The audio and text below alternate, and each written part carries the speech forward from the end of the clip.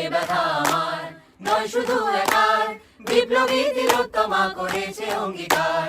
লুটিয়েছে প্রাণ তাই ধরেছি গান, করছে প্রার্থনা বিফল না যায় সে বলিদান। আজ উঠুক জেগে সুপ্ত চেতনা, অন্ধকার হতে আলোকে হোক না পাচ্ছে না। আর কবে আর কবে আর কবে আর কবে আর কবে আর কবে আর কবে চোখ মেলে তাকাবে।